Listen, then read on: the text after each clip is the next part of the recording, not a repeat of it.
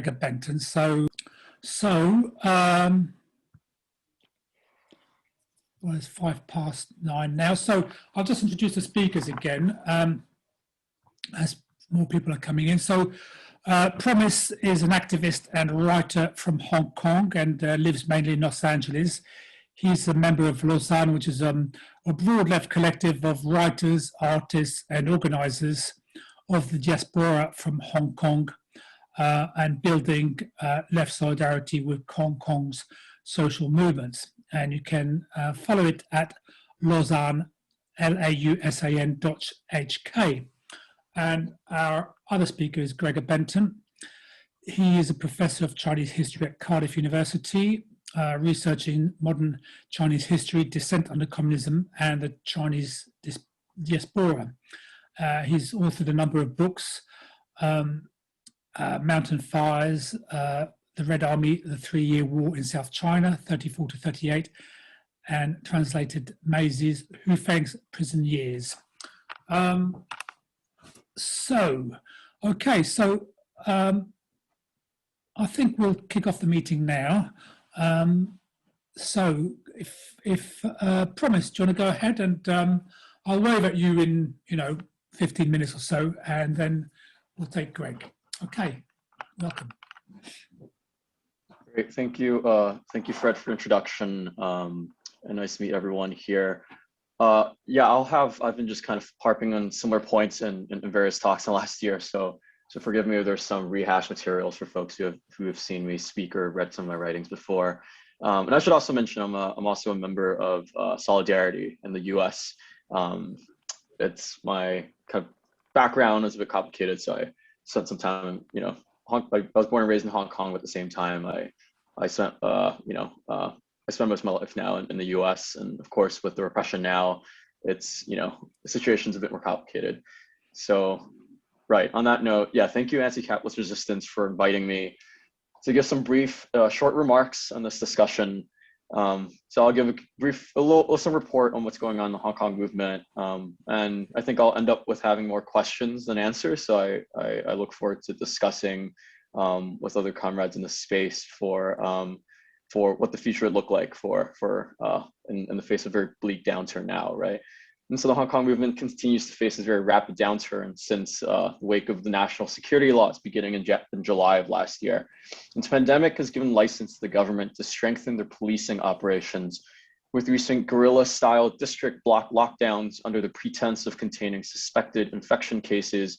And citizens in suspected infected areas, especially in areas with racial minorities, are locked in without prior notice for days, without any economic protection from the state besides a vague recommendation or plea for employers to not penalize workers forced to miss work.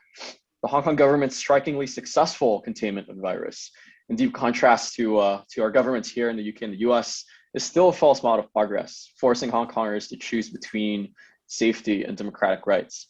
And of course, the repression of political figures continues to deepen. The Legislative Council, long been a battleground for change, has for the first time been stripped of virtually all opposition members, with some being forced out and the remaining few resigning in solidarity. Trumped up charges of subversion continue to be lodged against prominent political figures, most of which have little or nothing to do with the leadership of the spontaneous protests in recent years, technically.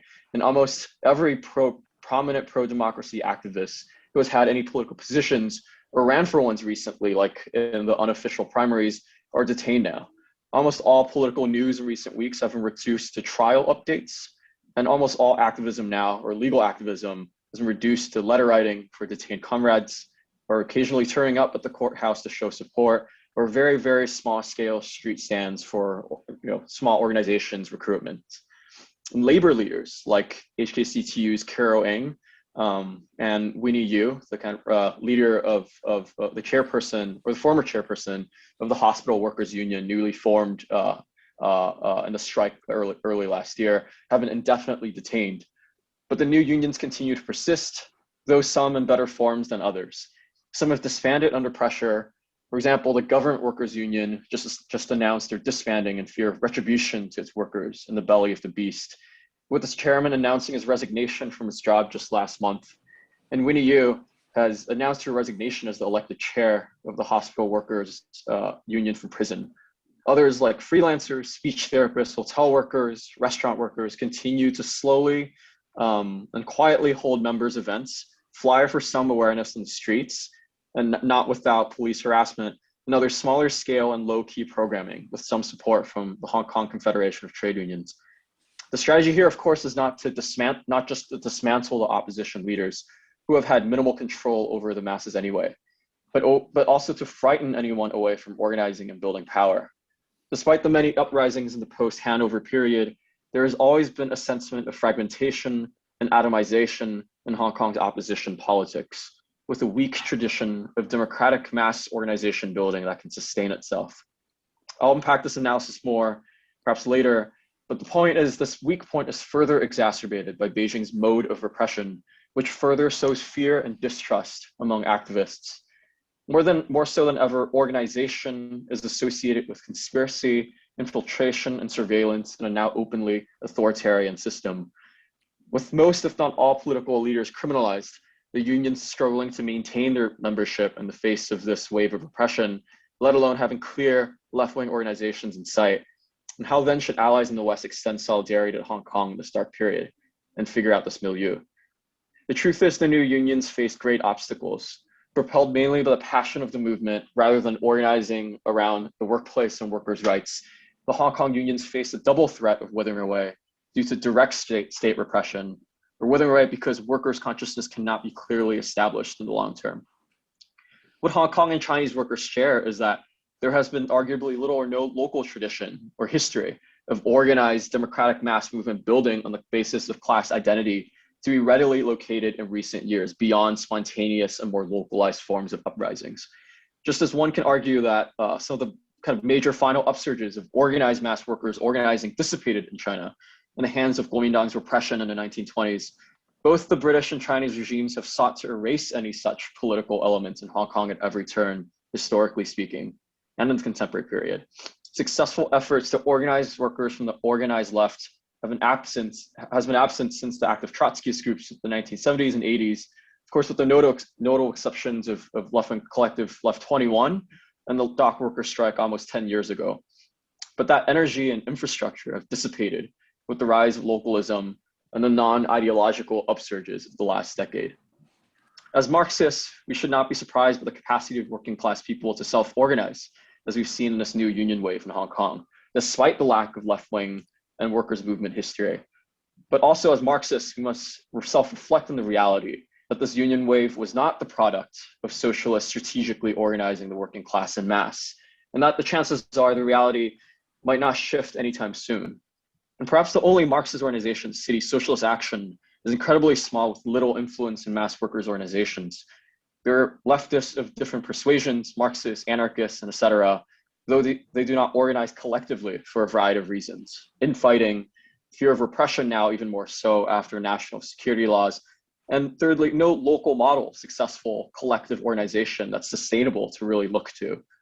Ideologically speaking, I think, of course, many of the Trotskyist groups of the past have a very clear political analysis, arguing for Hong Kongers' democratic self-determination and solidarity with Chinese workers and dissidents. But organizationally speaking, the groups behind these ideas have failed to gain traction in the masses. And so what is our alternative? I bring these critical reflections not to discourage or shut down the prospects of left-wing organizing in Hong Kong, but to suggest that any possibility of building a workers' movement from below in the second largest state capitalist authoritarian regime in the world must require us to look very clearly at the rather dismal objective conditions and claim no easy victories. Political organizations in general, let alone mass left-wing parties, are distrusted by Hong Kongers now more so than ever. I'm sure that there will be more uprisings from Hong Kong and Chinese workers in a near future as China's internal contradictions grow. But how can these be sustained and organized to bring about an overhaul of the capitalist system and bring about a democratic socialist society?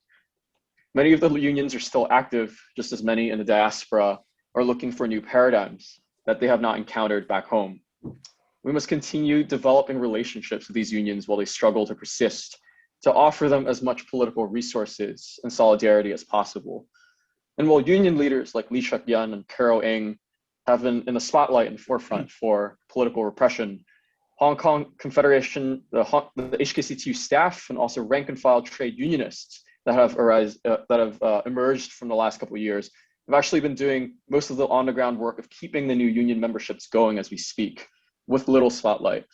Many are eager for political education and international exchanges, especially those from the more unorthodox and precarious sectors, like freelancers and arts workers, turning to workplace issues now as an extension of movement work.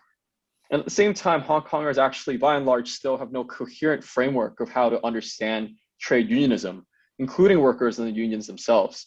And despite the unions being one of the few last lines of mobilization in a heavily repressed movement, they enjoy far less public attention beyond the trials of Carol Ng and Winnie Yu. And those of us outside of Hong Kong must continue advocating for and developing political alternatives at a foreign policy level that also reframes the anti-China framework adopted by Western elites. We need to promote global rights, global labor rights reforms, international climate change policies, migrant justice, and other paradigms. In other words, frankly, impossible demands in the system that can best expose the limits and contradictions of global capital that work across national boundaries to encourage class consciousness beneath the rhetoric of the new Cold War. We must keep amplifying the fact that missing in the complex discourse around China is the right of working people to self-organize to take political power, a problem that is not unique to China, but faces uniquely difficult challenges under a regime that is deeply invested in neutralizing collective and sustainable workers' democracy. We must keep thinking of infrastructures that can build alliances across labor groups internationally and position that for Hong Kongers not as an idealistic pipe dream, but precisely the most effective way to hold the state capitalist CCP accountable from abroad. Lastly, and perhaps most importantly, we can use our political organizations as spaces to educate and empower Hong Kong and Chinese diaspora, especially students, to left politics. This does not mean telling them how to fight for the revolution, but equipping them with the tools, analyses, and resources for them to think about socialist democracy and mass movement building on their own terms. And I'll conclude with a few questions about the future of Hong Kong. The city has long been an economic powerhouse and bargaining chip for Beijing, and thus the struggles in the mainland and Hong Kong should be deeply connected for any possibility of change. And I here allude to Professor Gregor Benton's observation in 1983 in Hong Kong crisis, right? That still makes perfect sense in the context of the anti-extradition bill movement. You know, he writes, if the struggle to free Hong Kong takes a radically democratic form, it will undoubtedly be opposed by the Beijing government, which will fear the erosion of its own monopoly and political decision in China itself as a result of that example. I think that's completely on point, but has Hong Kong now lost more of its bargaining power in the wake of the national security laws and China's own economic rise? How does this movement, which has deepened the antagonistic relationship between Hong Kongers and Chinese folks than ever before, affect the prospects for both Hong Kong and China's liberation and the prospects for this cross-border solidarity? How can we as socialists outside of Hong Kong help rebuild and strengthen these links with an eye to uplifting workers' power, to talk about self-organization under an authoritarian regime that specifically targets self-organization? I think these are the most pressing questions for those of us reflecting in the aftermath of the movement, and I look forward to discuss and clarify some of these questions and discussions with folks in the space. I'll conclude there for now and pass it back to Fred. Great, thanks, Promise. So, Gregor, if you'd like to come in and with your reflections on the situation. Yeah, I'll try to keep it short. I'm quite inspired by the movement of our young comrades in Hong Kong. I've worked for many years now on the question of diaspora. That's my main research topic. And in the past, one's always spoken of diasporic nationalism, the sort of diaspora consciousness represented by groups like the Chow Collective in the case of China. And it's, as I say, very inspiring to see the emergence of a new form of diasporic internationalism in the Lausan Collective. It's not new in overseas Chinese diasporic experience. In fact, I wrote this book about 20 years ago on the role of Chinese diasporic labor movements in the creation of an internationalist sentiment, especially in the Soviet Union in the early years, Australia in the Spanish Civil War, and so on. So I'm very much open to this and find it quite a thrilling and novel development that that Promise is talking to us about. Yes, I did write a book on Hong Kong together with Wang Fanxi in 1983. In it, we argued for a connection between the national question and the struggle against Hong Kong's millionaires and colonial bureaucrats in those days. At the time when the book came out, it was widely mocked by Maoists like Walter Easy at the School of Oriental African Studies at the time, who said that its predictions were completely off beam and that no such thing could ever happen.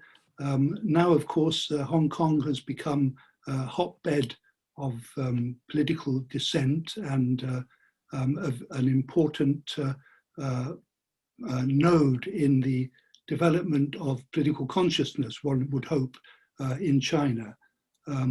So in that sense, our prediction that the stinking bay that people used to talk about Hong Kong as a stinking bay.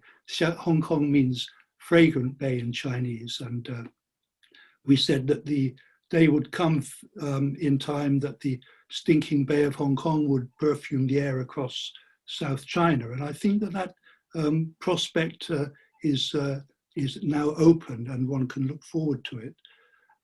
How would I have changed the approach in the book that we wrote in 1983, looking back on those days from now? I think one of the questions that we missed was this question of local identity and local democracy.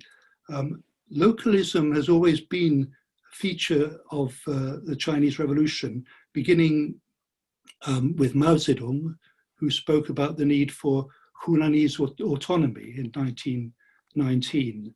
Chen Duxiu, the founder of the Chinese Trotskyist movement, spoke in his writings on the need for a national language in China about the importance of taking into account local identities in creating a national language and a national consciousness in China. And he listed 8 different subgroups of dialects which he felt were important to take into account in the construction, which was one of his pet projects, of a national language for China. And so I think that we in the Trotskyist movement do have a historically recognition of this question of the difficult relationship between region and nation in China. And of course, Hong Kong and increasingly so Taiwan are two of the main, in those two places, this is one of the main topics of political debate. And I think that we as revolutionaries can have a special angle, a special perspective on this issue, with which we can perhaps prevent the hijacking of this question by the political right and inject into it an idea of revolutionary democracy and a local identity.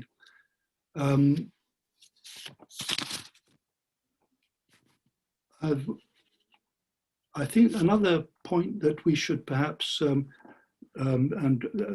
Promise talked about this a little in his speech, is the question of some of the problems facing us as revolutionaries in our hopes to organize and mobilize the Chinese working class.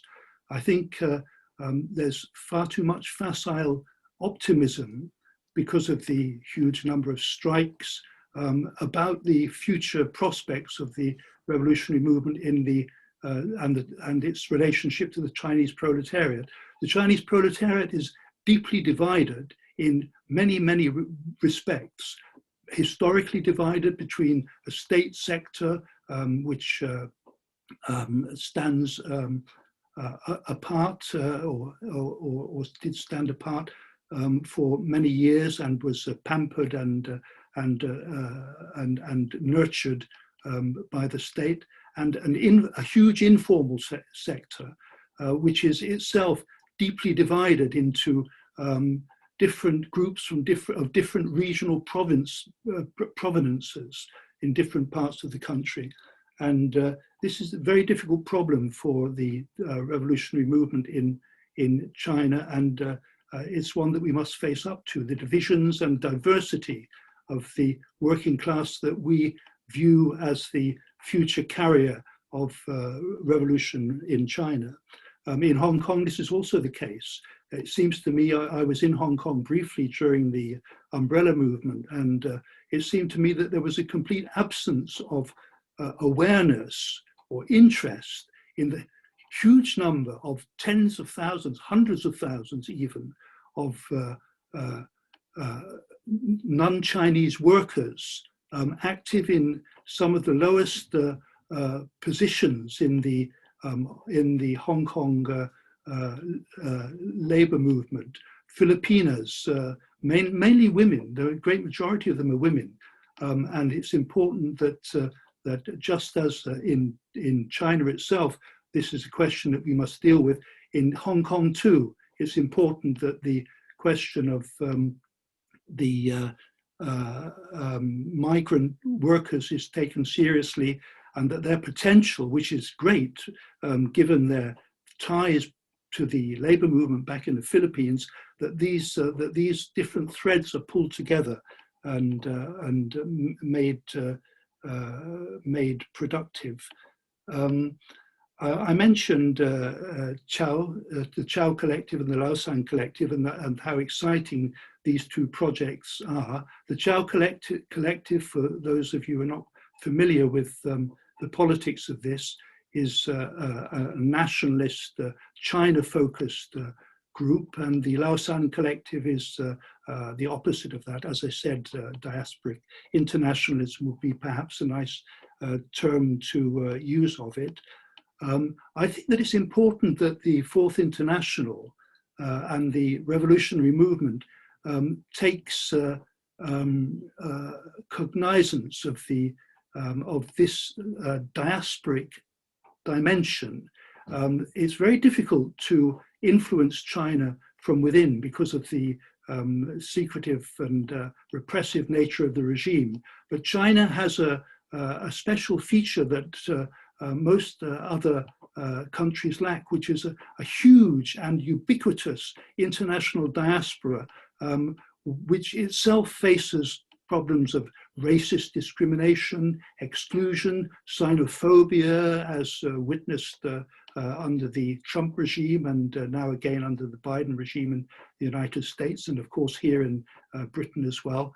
And I think that that just as a third international mobilized Black workers as a separate group in the revolutionary constellation, we too can, especially given our support among people like Promise, and here in the UK among diasporic Chinese, and of course in Hong Kong and Taiwan, that we can promote this idea of diasporic internationalism, and we can draw into it as well many of the progressive and internationalistic minded left-wing academics who work on China, where there's a far more vibrant connection to revolutionary issues than in any other academic sphere that I can think of. So I think if we can bring these things together in a movement and use them as a way of influencing and penetrating Chinese domestic politics, then that would be a very good tack for us to take. Well, thank you very much. Thanks a lot, Greg. That was very useful contribution in addition to what Promise has introduced earlier on. So the meeting's open to people who want to make a contribution or a question. You know, don't be embarrassed about how short a question or short a contribution you want to make. I'll take positive action in terms of taking speakers. I just wanted to see if anybody wants to stick their hand up. So I've got one hand up, which is Chris. Come in, Chris. Hi, it's a quick question really about, though probably an enormous answer, relating to the changing economic significance of the Hong Kong economy compared with the Chinese economy. I mean, I think Promise did mention it briefly in his introduction, but certainly something I've read recently led me to believe that in fact Hong Kong has to a very large extent lost its significance because of the immense growth in the Chinese economy, and that in and of itself changes all the dynamic, changes the usefulness of the separate system to the Chinese leadership and so on. So I was just wondering if you could add a bit more to that, please. Okay, David, after David, I'll take a couple of other people and then Promise and Gregor can come back in. David. Yeah, thanks, Fred. Yeah, some thoughts and questions sort of muddled up really. First sort of point is, I think it was Promise that referred to the regime in China as state capitalist. I'd be interested to hear from him or Gregor, or both of them, at what point they feel that China became state capitalist, because a large part of the Trotskyist movement historically would have referred, I think, to China as a deformed or degenerated worker state. Another point really is, one of the things that's kind of amazed me in the last 20 or 30 years is how China has introduced capitalist mechanisms, but the Communist Party has retained the name the Communist Party, and how the regime kind of retains those arguments. And it's just bizarre to me that the country has gone down a capitalist road, but the Communist Party is still in power. And the third point I want to make is around the attitude of the Western left to what's going on in China and Hong Kong. I attended a meeting recently of the Labour movement in solidarity with Hong Kong, which was a very interesting meeting. And in that meeting, there was a lot of discussion around the fact that some organisations on the left, Communist Party of Britain, some people in the Labour Party, and even some groups that claim to be Trotskyist, Socialist Action, for example, describe what exists in China as socialism with Chinese characteristics, which again is bizarre to somebody like me who is in favour of workers and human rights wherever they are, and can see for myself that what exists in China is an appalling totalitarian regime and has nothing to do with socialism. Right, questions there. I'll take Ling Yan, and then we'll get Promise and Gregor to come back, and I'll take the other speakers who put their hands up. Ling, do you want to come in? Yeah, hi. I'm a high school student actually in Hong Kong right now, and I've looked up to a lot of Promise's work for a while now, especially the writing about Trumpism. I think a lot of the movement here, I get frustrated about how some people, I think, misunderstand like the relationship with the West. I've heard like a lot of people think, oh, maybe like British colonialism, going back to that, or maybe Trump will save us. And I question that kind of thinking. I was just wondering, obviously as part of the diaspora yourself, and right now with BNO, a lot of people around me are thinking about immigrating, or not just thinking, like they're planning on moving. How do you think that will affect the movement in the future? Like, do you think that poses a big threat, or is it, or will that just provide more motivation and protests from like internationally? Okay, Promise and Gregor, do you want to come back for a few minutes each on these points there? Promise. Right. Yeah. Thank you for these. Yeah, these are a lot of very, very interesting but broad questions that I don't have all the answers to. So I'll just comment on kind of what I feel like I can comment on. And yeah, I think in response to I think it was Chris who brought it up, right? Like Hong Kong's kind of waning significance, economically speaking or politically, at the kind of interstices of these different global powers.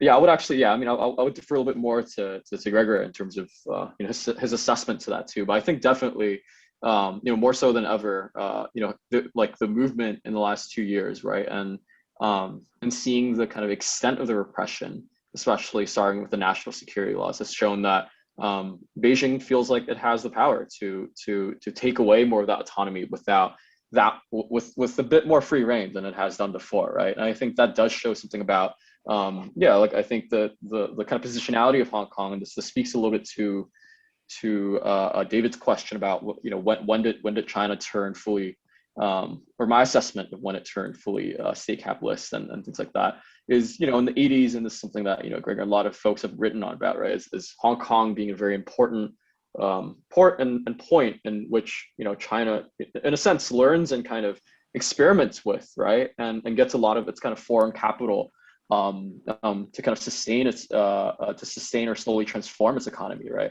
So I think that actually has, like, with the rise, with the kind of rapid economic rise in the last 10 years or so, I think, yeah, definitely, I think it feels like, I think Hong Kong still nonetheless is kind of a bargaining chip, right? I think that there's a reason why it still keeps showing up in you know, the trade talks of or the talks of Biden or something between Biden and Xi Jinping, just as Xinjiang and Tibet and all these places continue to serve as flashpoints, right? So I think my answer to that is yes. I think in a sense I do believe that it's a bit more bleak than before. I think the prospects of Hong Kong being the kind of you know, last light of some democratic thinking, at least in the sphere around China, I think that has begun to narrow in a way that hasn't done before. I don't think that means and I think this speaks more to the diaspora question that Ling Yang raised, right? I think with the mass immigration out of Hong Kong, I think, yeah, in a sense, obviously that represents a further stage in the decline of the movement in 2019-20.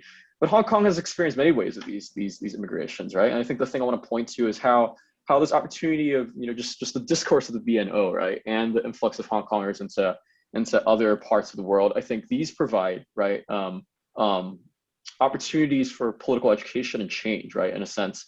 And I think one thing that I think some folks don't, and I think you know, yeah, I think this point must be kind of made and is not really that clear, is that Hong Kong is very cosmopolitan technically in its nature, but in terms of its understanding of political traditions, right, in terms of its understanding of the left, it's very, very minimal, right, and it's actually not that cosmopolitan at all in a sense, right, in terms of how the political resources that localers have to draw from, right, in order to imagine and frame their discourse of liberation, right, and you know, going back to what Ling Yang also kind of alluded to, right, the rise of Trumpism is a clear sign of this clear gap in discourse, right. I think obviously, I think, you know, the point of my piece is to say that, you know, I think there's a certain privilege, right, and certain proximity to Western colonialism that Hong Kongers actually still do enjoy, that actively makes something like a right-wing politics and Trumpism, you know, especially more attractive. But at the same time,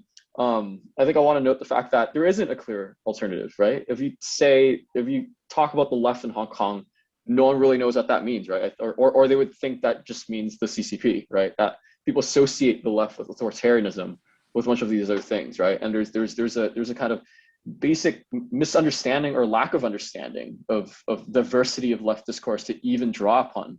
And so I think with the diaspora internationalism, with this kind of cross-pollination, right, because of this repression, because of the immigration, I think that would actually open up a lot of exciting new opportunities, right, with groups like ours here and other groups to radicalize Hong Kongers, right? To train them and to embed them in struggles across the world. And you never know the impacts, right, that these immigrants are going to make back in Hong Kong and back in China. And these things, I think, yeah, sorry, Fred, I'll pass it on to you.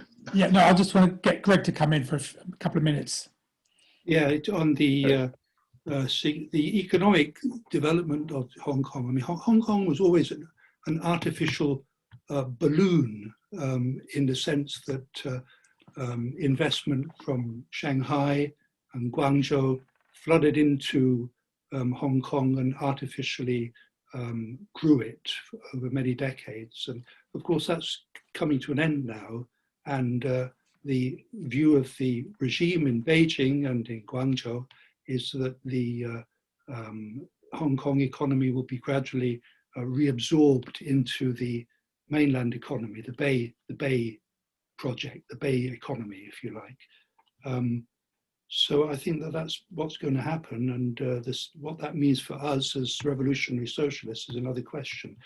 On this issue of state capitalism, I've felt for a long time now that it's futile to deny the enormous role that capitalism now plays in the Chinese economy. But I think it's also wrong to make a facile equation between the Chinese economy and other capitalist economies in the world, because I think that it's very different in so many ways. China has it ties up with this question of the whether China is an imperialist country or not. And China has no solid bases overseas. Its encroachment across the South China Sea and its building of islands and its threat to the nations of the region is of course very real. But we've yet to see a solid overseas military intervention by China, and I don't think that that will happen as far as I can see. China has another issue that occurred to me with this question of China and state capitalism is, when did China become state capitalist?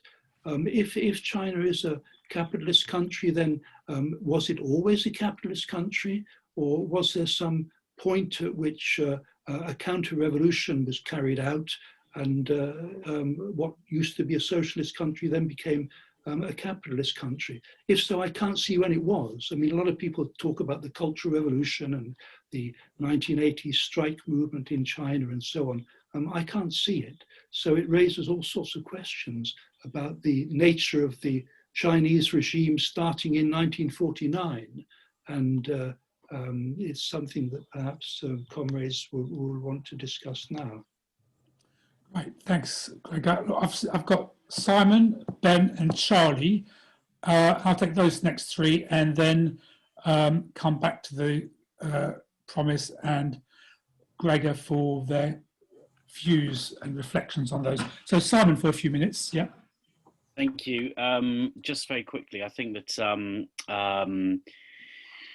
I mean, China is the key to the international situation, as Trotsky said about Germany in the 1920s and 30s. I mean, the Chinese working class is sort of, the lion that has yet to roar in terms of its role and its place in history, and also the tasks that have been set it by history. I mean, in the battle against runaway global warming and climate change, what happens in China and what the Chinese working class and peasantry do is going to be of absolutely fundamental significance.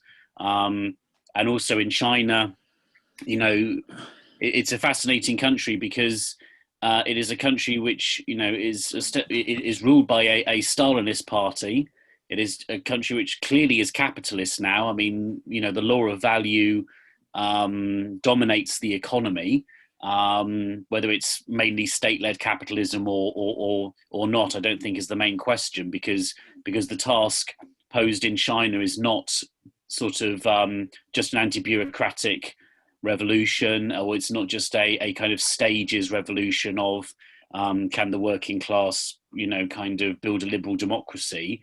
It is a question of a working class revolution and a working class uprising to overthrow the Chinese bourgeois state and the Chinese bourgeoisie and the state. I just want to say something very quickly on imperialism, just for 30 seconds, which is that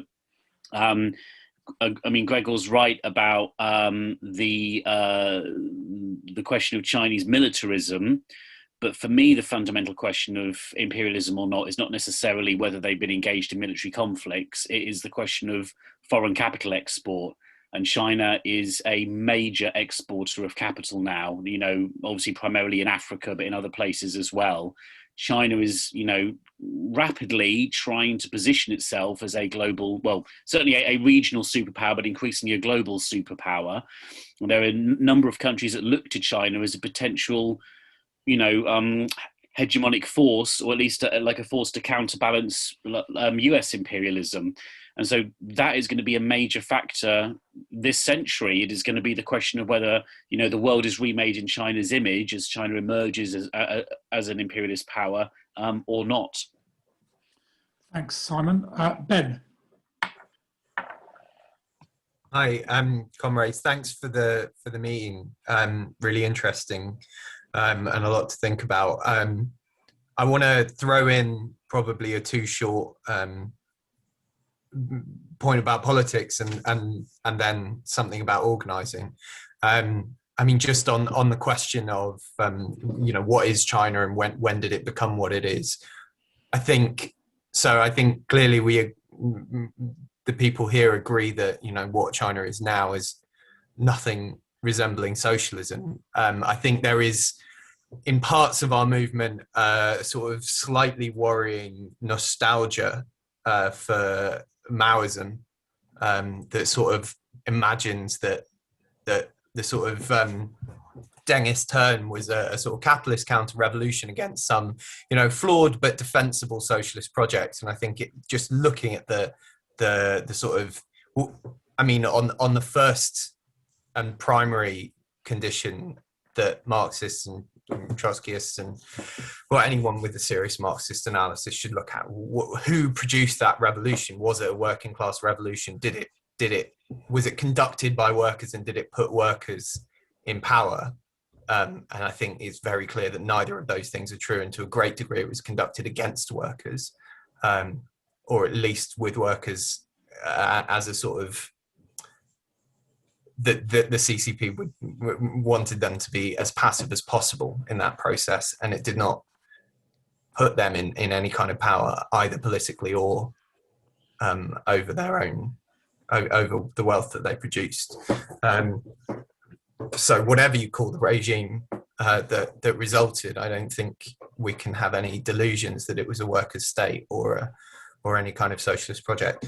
On moving forwards, I think, as several people have said, right, we're in a situation of a huge amount of tension, and I think we're seeing a lot of pressure on anyone interested in these issues to pick a side between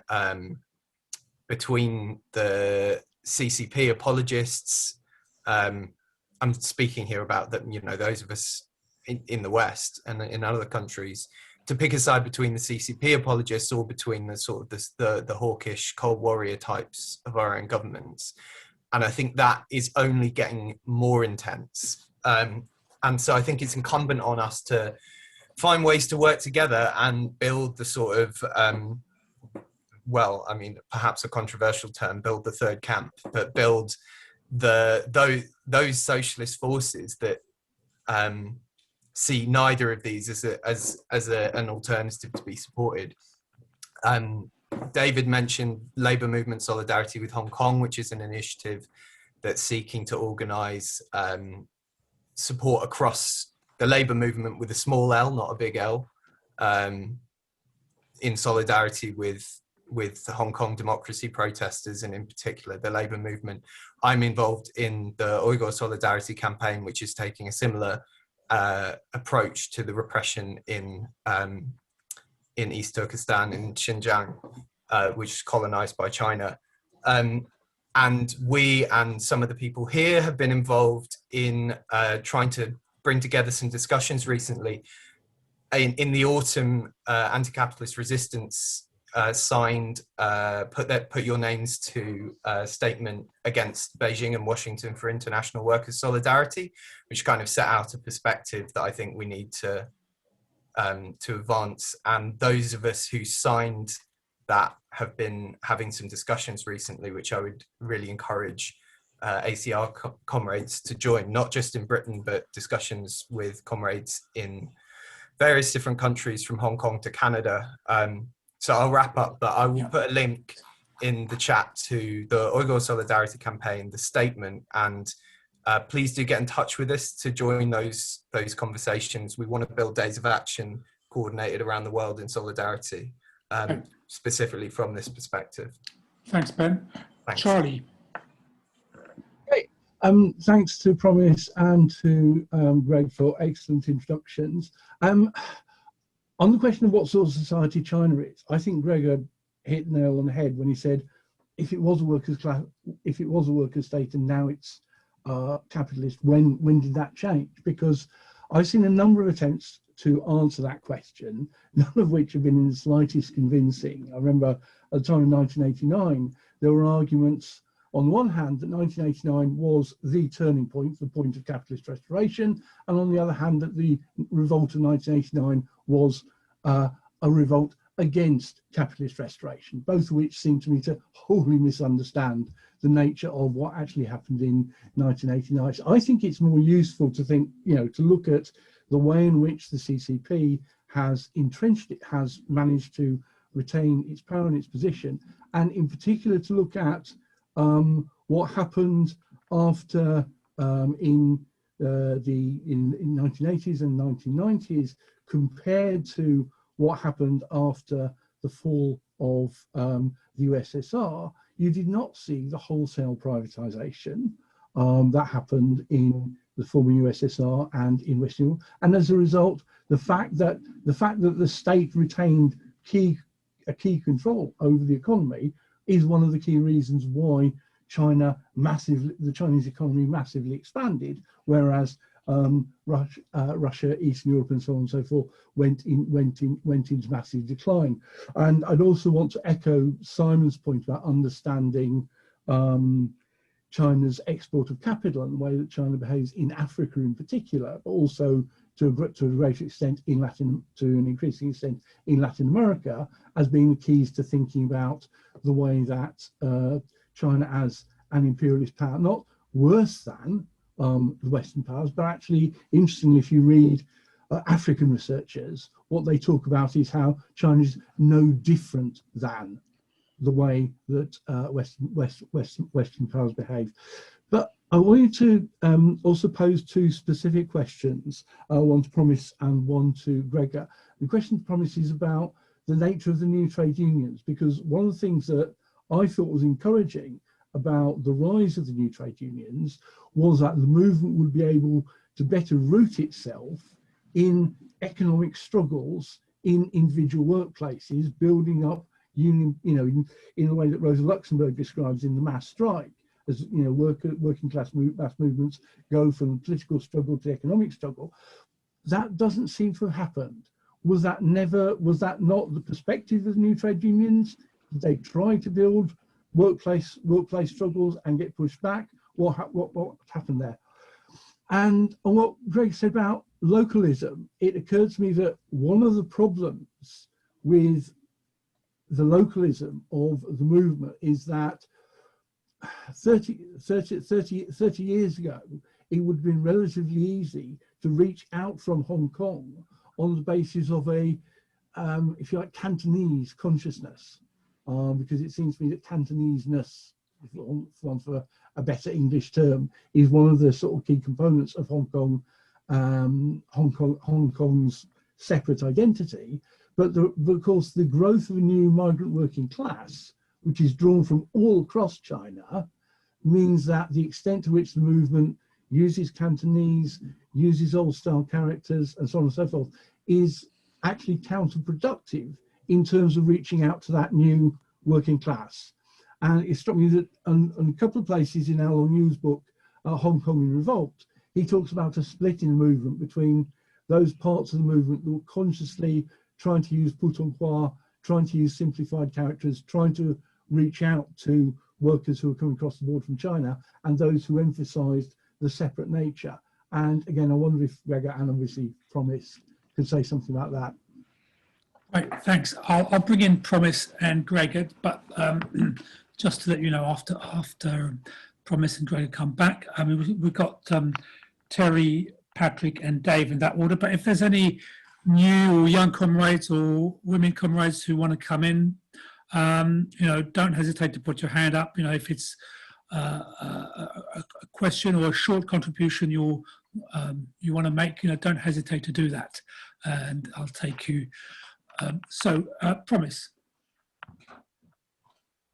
Right, thank you. Yeah, I'll speak to Charlie's question, and I'll, you know, my brief contribution to the kind of class character of China, so to speak, or when it changed or not. I think for me, the important part is the fact that the regime from the beginning, right, from 1949 and before, arguably, has been you know, like Ben said, it's not built on, it's not a party of workers. I mean, I think that the hopes of that was dashed, right, decades before the victory of the Chinese Revolution in the 1920s.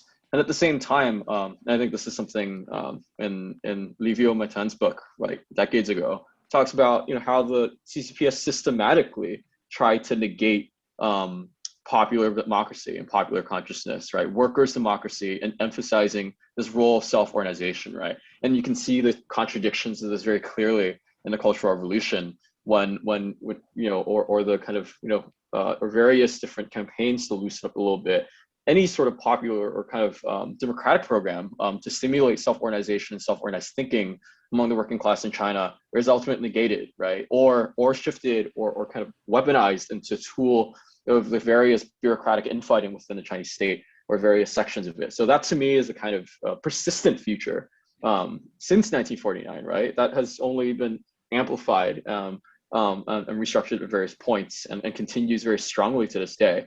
And my point about the nature of the trade unions is, yeah, so definitely, I think that is definitely the hope for a lot of leftists. One of the problems is that there aren't a lot of organized leftists to actually organize, to go into these unions to actually organize. There's also not that type of strategy. The left on the ground is divided enough where such organized strategy might not be very possible at all, right? And at the same time, this speaks back to the fact that I think what I said in my speech about this deep loss, right, of local workers organizing, of the traditions of the left, right, that we know as activists and organizers and socialists in the diaspora. What does it mean to build a union? What does it mean to connect this kind of rank and file trade unionism activity to a larger movement, right? Like in your allusion to Luxembourg, I think a lot of this is so lost or not even remotely natural, right? And I think there's this deep sense in which people merely treat turning to unionism as merely an instrument, right? Another tactic as a way to build a movement. And I think the enthusiasm and optimism of folks internationally should be dampened by that fact. Is the fact that actually, yeah, it is a very instrumental use of the union, right? Where it's almost just another strategy as opposed to. And I think the kind of possibility to transform like trade unions as a key mode or important mode, right, of kind of heightening the mass movement against China has already been pretty dim since the beginning, right? And I think you see early signs of that when I think, you know, people were pushing to actually call for a general strike around August of 2019. In which the Hong Kong HKCT bureaucracy is actually not ready for, right? It actually didn't know what to do about it, and also the people who are advocating for it don't exactly know what that means either, right? And it's almost like this completely loss of and they're actually, you know, for us, there's like clear historical reference, right? And you know, even just what's going on in Myanmar right now, right? There are things to look to that's happening in the world that folks can look to, but in the heat of the moment, and because of this loss of democratic traditions in Hong Kong. there's not a lot of strategy planning, right? Things are very atomized. Things are very tactical, right? There's not a lot of space for deep thinking about movement strategy, let alone connecting to larger left-wing ideas and traditions of movement building. That said, I think especially now when it feels like there's not a lot of other ways to mobilize, there are actually still quite a few of these new unions who are still trying to keep things up and actually go back to the basics, so to speak, right? And I cite the freelancers because I think that's also a particular sector of workers that's very interesting for those of us as socialists to kind of analyze and understand what it means to organize with, right? And in this contemporary period. But they're asking about what it means to get Hong Kongers in large to understand what it means to be a freelance laborer. And there are folks who are just asking, what is a union, right? What does a union do? So I think actually some of the unions that are still active are actually turning to these questions, right? But in a much smaller scale, right? And you can see this by just their social media posts online. There's some very exciting new unions that I think do a lot of great work, but receive very little traction because it feels like I think the dominant feeling of the movement in Hong Kong seems like it's very latched on to the trials of the detained pro-democracy leaders and among things, and there just wasn't really the space or the time for a lot of these things to really take hold. But I think our task, I'll wrap it here for now, is to keep empowering, right, folks who have questions and the rank and file leaders and organizers underground seeking for solutions that have never actually had the space to develop these solutions, right? Like, for example, through Lausan, I helped organize a cleaning workers exchange with folks from Hong Kong, Malaysia, Colombia, and the US just a couple weeks ago. Folks can be online. And so my organizer friends from the cleaning workers in Hong Kong tells me that they haven't done any international exchanges in years, in like 6 or 7 years. And I think that's the type of dynamic we're working with. We're talking about the new unions, right? A kind of, it's not their fault, but it's more of this general impoverishment, right? Of left discourse and democratic traditions in Hong Kong. Thanks, Promise. Gregor, do you want to, if you've got any thoughts you want to share with us on the contributions? I've got something to say. I think it's true, of course, that the Chinese Revolution in 1949 was not a workers' revolution that brought in a form of socialism, but it was a social revolution which radically and utterly transformed China and transformed the position of the peasants in Chinese society, of women in Chinese society, and so on. And the other thing that the revolution of 1949 did was it re-established China as a proud and independent nation. And I think it's largely because of the latter that the regime continues to enjoy so much support in China. So I can't go along with this idea that neither Washington nor Beijing. I do distinguish between them because one is a country that's undergone a protracted and radical social revolution that raised China to the status of a proud nation on the world scene. Still a terribly poor nation. How can one equate a country where the average per capita income is 1/10 of that of Europeans and the United States? Of course one must take sides. And the side one takes is not necessarily defined by the social character of the Chinese Revolution. On the other question that Charlie raised, by the way, it's really nice to see you, Charlie, after all these years, about Cantoneseness. This is an issue that this language question is an issue that all countries and all societies face. How to deal sensitively with this delicate question of language rights. In Guangzhou and in Guangdong, many languages are spoken, not just Cantonese. And how to deal with the question of Hakka, for example, is an issue that is not solved by a simple promotion of Cantonese as the regional language. But Cantonese is an issue, and language is a very important issue in Guangdong and also in Hong Kong. And we shouldn't ignore it by just looking at economic and class issues. Of course, the Uyghurs who end up in factories in Guangzhou and Taishan and so on don't hear their own language spoken, but their own language isn't Putonghua anyway. Most of the people who end up in the cities in Guangdong are themselves Cantonese, and if they're not Cantonese, their language is not necessarily, almost certainly not Putonghua, the national language. So it's a complex business, but the fact that you've got a national domestic labor force that migrates across vast distances doesn't do away with the problem that revolutionaries will face of how to deal with Cantonese and Shanghainese and all of the other languages that so many decades ago Chen Duxiu flagged up as a true badge of democracy in China.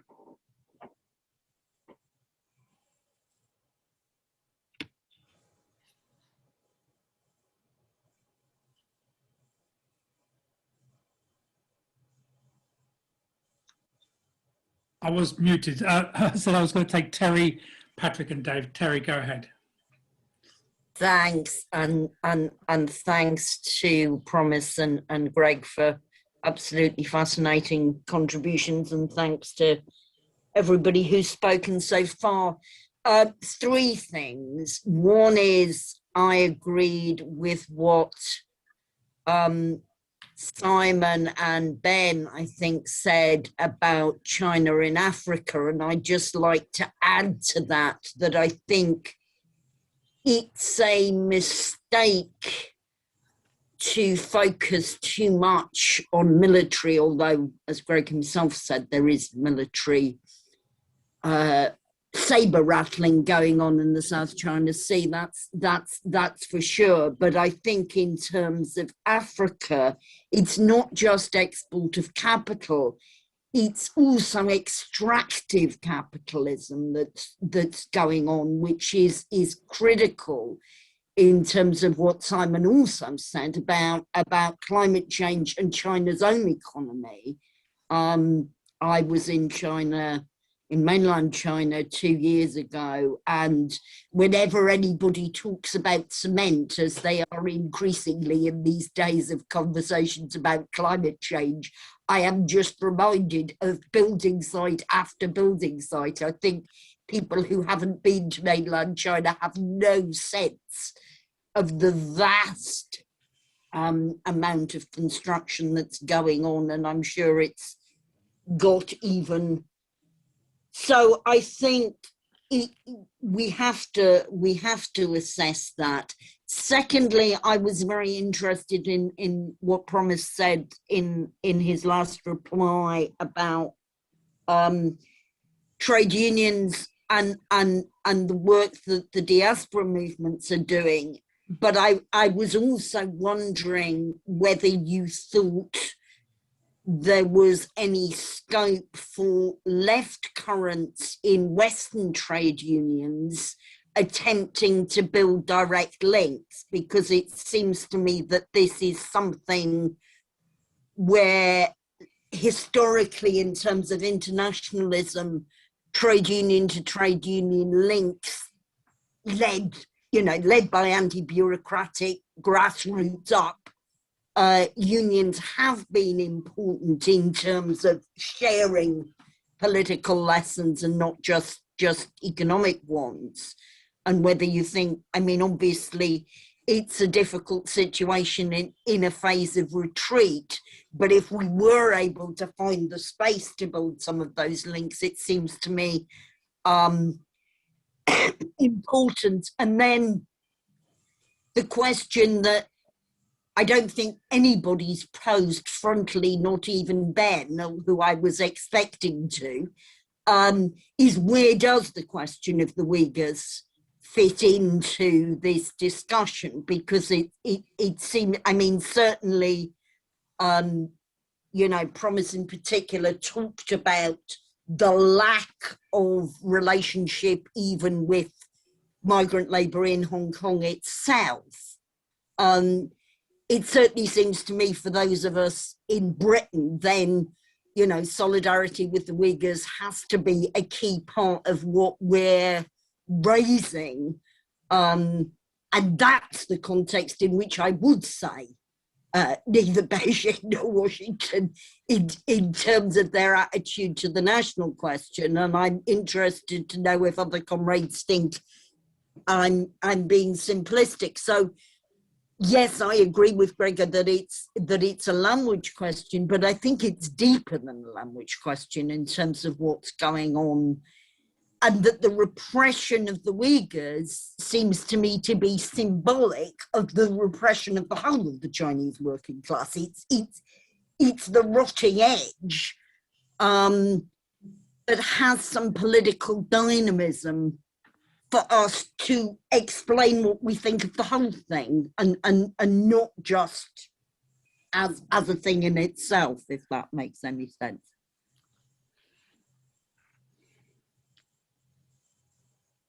Thank you. Finished. Sorry, Patrick? Yeah, obviously, Terry and others before have raised the question of the Uyghurs in China, and it's clear to me that the national question, the oppression of national minorities in China, that's going to be a key factor in terms of carrying out any revolutionary change within China. And obviously, no one's mentioned the continued national oppression of Tibet by China, which, one might argue that the Chinese occupation of Tibet was initially progressive in as far as it sort of did away with kind of feudal theocracy at the time, but since then it has taken a highly reactionary role in the forgiveness of anti-Tibetan racism of the Chinese regime, and also the colonization by Chinese people of Tibet. So I don't know what the proportion of Tibetans in Tibet are today, but they could well be a minority in their own country. Just on the role of China's role as an imperialist power, I think what's been obvious to me for a long time is that in terms of the global south, China does have a lot of soft power, in the sense it has no legacy of imperialist colonization anywhere in Africa or the rest of Asia or Latin America, and that does give it the edge over American imperialism and the European imperialist powers, because China can point to the fact, well, you were oppressed by these imperialist powers, and obviously China itself would suffered a form of oppression by imperialism, even if it wasn't fully colonized. And Terry's points out about the China's extractive capital in Africa, but that's also true of Latin America. Certainly in Ecuador, there's a lot of Chinese extractive capital in the country, to the extent, one might even argue that Ecuador is in danger of becoming a Chinese neo-colony, even if it isn't that already, and that's obviously something else we have to take into account. Okay, I'll leave it at that. Dave. Yeah, I mean, it's interesting because, by the way, it's been very interesting, the whole discussion. It's not just the Western left, if you like, where China's important. Cuba, for example, the whole Cuban political bureau has visited the Chinese Central Committee or Politburo over there. And for the Cubans in particular, Cuban leadership, they see China as a much better model, obviously, than what happened in Russia, which they saw as a disaster with the way it all broke up in '89. They see the Chinese model as one of the possible ways, Chinese stroke Vietnamese model, as one of the ways to go forward. And I think that's the important thing to why the debate on China is important for us, because Cuba is still important for us, and people on the left look to Cuba. So we need to have an understanding of all these things. The other points I wanted to raise was really questions, which was about, for example, Thomas Piketty talks about the long wave after the Second World War, where capitalism was able to keep making profit, but also increase wages and social services. Is it the case what we've seen in China, over the last 30 years or so, a situation which is none dissimilar, where China system has been able to simultaneously create lots of billionaires, but also through the migration as well, the working class has actually seen great material increases in their standard of living. And as long as that happens, it's difficult to see how things will be easily changed over there. What I mean is how far are the internal contradictions which we saw in the West with capital breaking up around the 70s and the 70s. Is that sort of thing going to happen in China or not? Or has the Chinese found a way of overcoming, in some senses, those sorts of contradictions? A final point I wanted to raise was the whole question of this surveillance capitalism and how far that's an issue in the Hong Kong situation. How far is China using these increasingly sophisticated methods of monitoring and controlling the population? And how effective is it? Is it really that effective? Or is there an ability for people, particularly smart people, if you like, tech-savvy people, to get round all these attempts to completely stifle debate? I'd be interested to know that. Thank you. Right, thanks. So I'll bring back Promise and Gregor again, and well, I'll just have one final round after that. So really, if any new comrades or young comrades or women comrades want to come in, don't hesitate. Doesn't matter if your question or contribution is short. It's important to hear what your thoughts are and share them. So, Promise.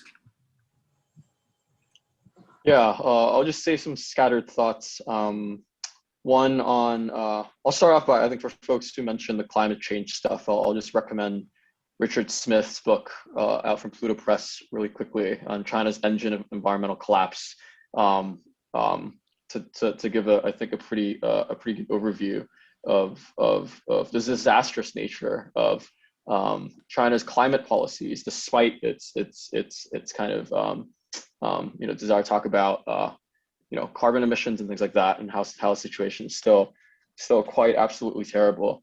And in terms of the imperialism question, I think I just want to briefly note the role of, or to draw the attention to the kind of developing role of Chinese security contractors, especially in Africa, right? On the question of militarism. I don't think it's the same kind of militarism as Western colonialism, but I think we need to pay attention to the fact that, right, like Chinese investments and Chinese state-owned companies are having increasingly deep influence abroad, especially in Africa. And what does it mean for them to explore this new type of security contract militarism in order to protect their capital? And what does it mean for these things to have local negotiations and relationships with in the kind of regimes they interact with, right, with these various investments?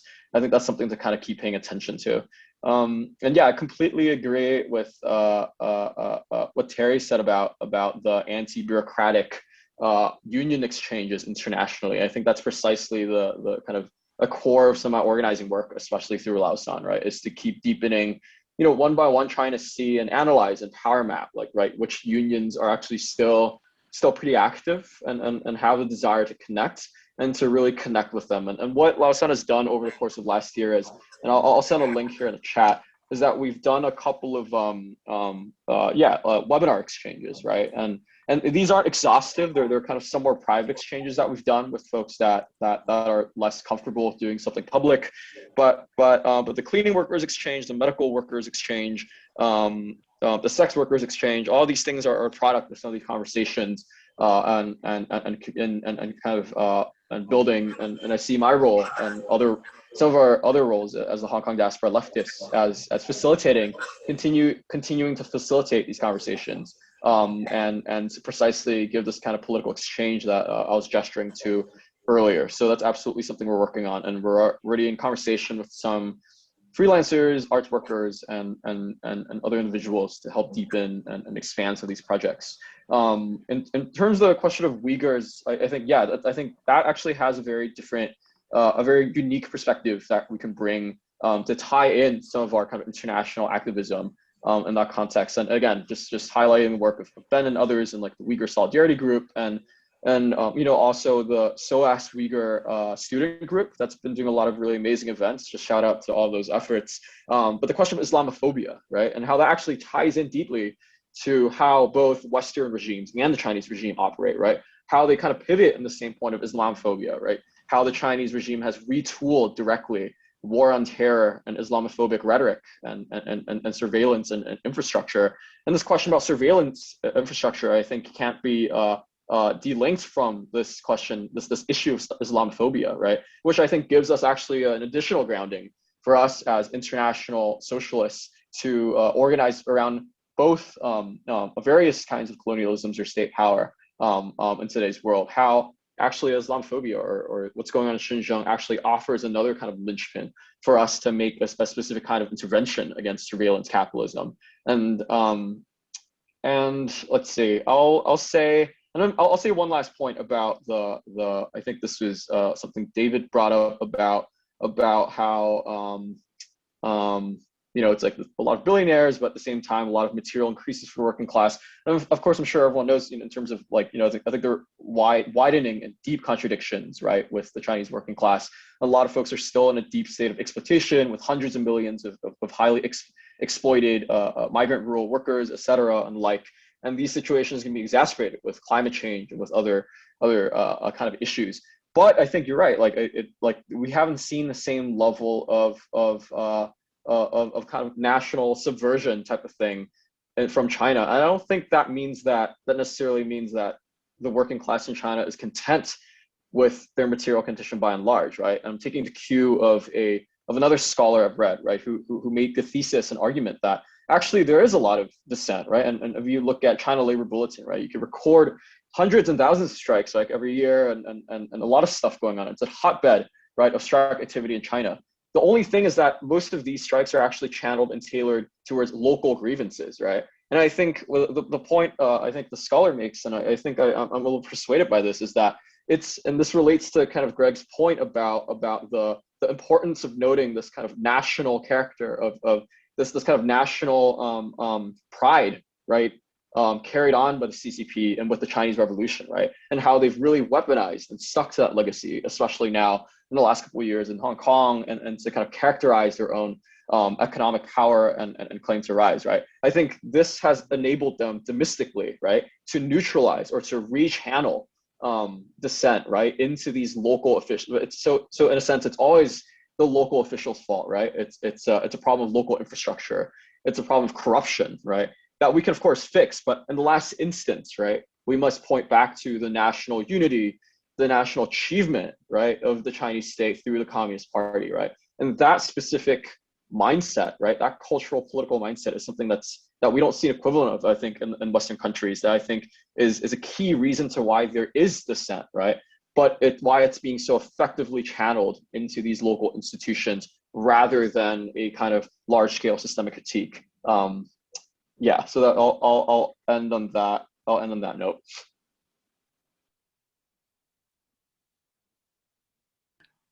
Thanks, Promise. Gregor, you got any things you want to come back on? Yeah, on this question of the of Chinese working class attitudes. I mean, it is absolutely true that the huge number of strikes that happened in China over the last decade have generally been outside of the labor mainstream. And nowadays, people in China talk about the emergence of a middle class.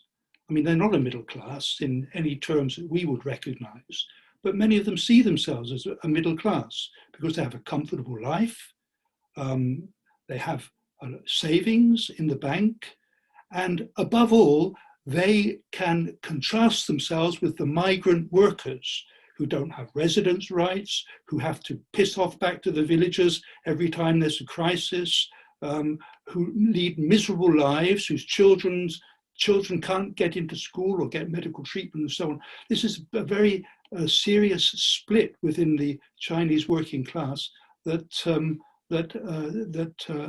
aids the regime in its clinging on to power in China. The other point that I wanted to make was about China in Africa and Southeast Asia and so on. Let's be clear about this.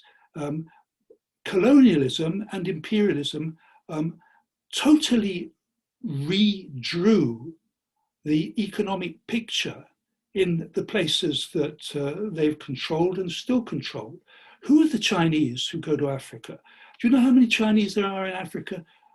I think more than 1 million, and 99% of them are tiny businessmen who run little shops on street corners, who sell Chinese trashy goods to local people at cheap prices, and who lead a miserable life, and who are themselves victims of xenophobia generated by regimes in their own interests. In Myanmar now, in Burma, Chinese firms are going up in flames.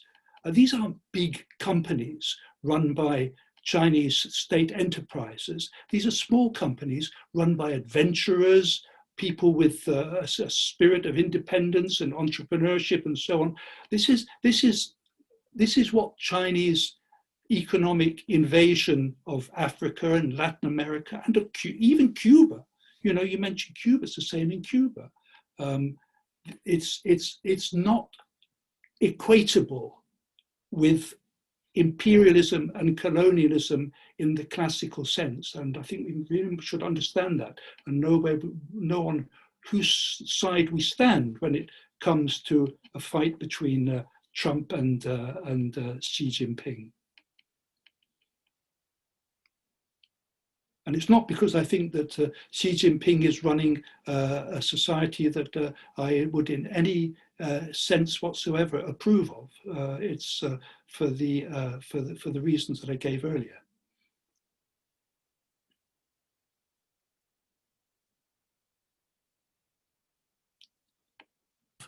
Yeah, thank you both of you, Promise and Gregor, for your contributions, your thoughts, and for stimulating and interesting discussion tonight.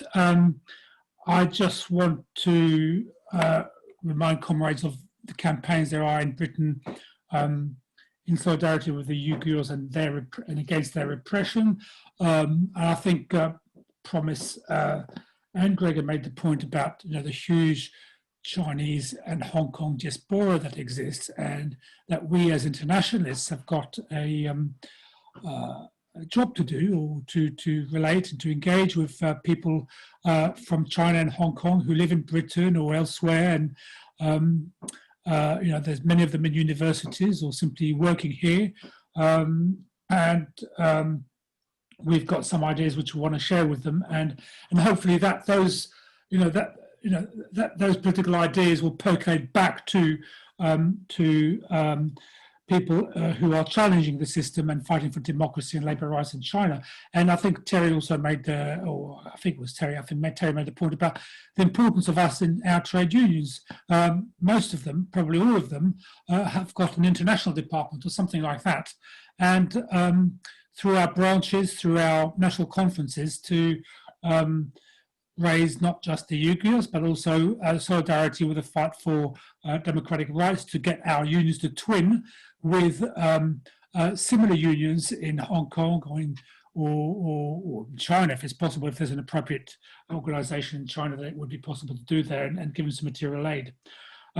Finally, anyway, if you've enjoyed the meeting, follow us, follow Anti-Capitalist Resistance, and join us. You can do that online at anticapitalistresistance.org. And this Saturday, there's a day school on women in the pandemic. The two sessions are at 11 o'clock, what women are fighting against, and at 2 o'clock, what women are fighting for. And I think following the events last weekend in Clapham, and ongoing since then, the idea or the hope that there's going to be a rebirth of a women's movement and a political movement in general against misogyny, sexism, and oppression of women is, there's hope in the air here, despite the fact, just like in Hong Kong as well, our government is using the pandemic to repress and to suppress our ability to protest and organise, with the new police bill, which is going through Parliament now. So anyway, there's some thoughts, and thank you everybody for coming again, and thanks in particular to Gregor and Promise, and we'll see each other again, no doubt, sometime in the struggle. Thank you again, everybody, for coming, and good night.